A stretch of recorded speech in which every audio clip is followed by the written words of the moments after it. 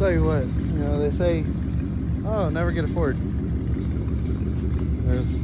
Apparently there's reasons for that. I mean, starters, you got, I'm not gonna cuss, but a freaking exhaust leak, and then you got storms coming.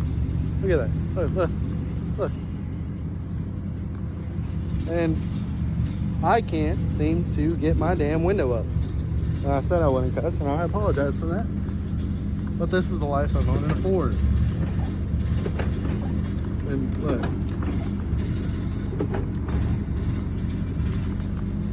It won't go up.